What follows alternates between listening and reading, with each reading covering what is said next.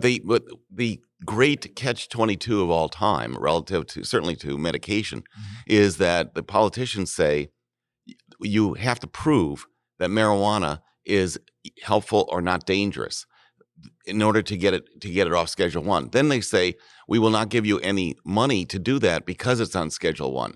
There's no way of getting around it. Right. So it's catch-22. So what needs to be done is that if even Donald Trump is saying he'd probably sign the States Act. Each of the Democratic nominees or candidates for nomination are saying that they want to get it off Schedule 1 and actually go further than that.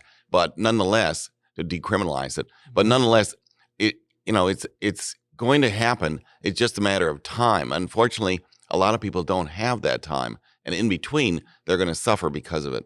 Right.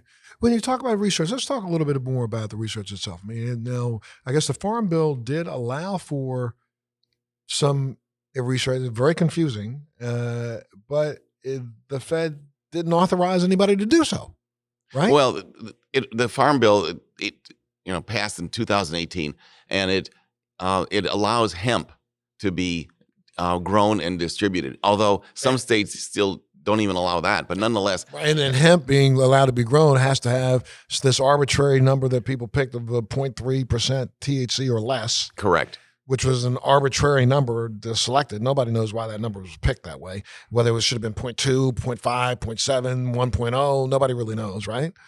So there's no knowledge about that. I think it may have something to do with the blood levels, but upon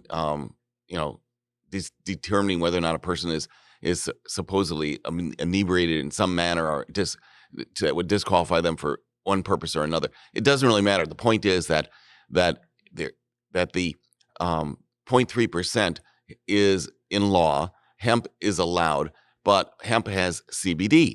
And so therefore the hemp CBD is now sold in gas stations. It's sold everywhere. But then you look at the hemp CBD that's sold in gas stations, and you pull up and people are starting to test some of the pills or some of the tinctures and finding out there's probably less than 1% CBD in some of the products being sold. That's what's so nuts about the way the government has handled this particular thing, as well as all aspects, even in the states. When there was a vaping crisis just recently, the vaping crisis was due to tainted THC or CBD, whatever it was, but for inhalation. And it was done by illegal individuals. Correct. So what does the government do? Closes down the legal, because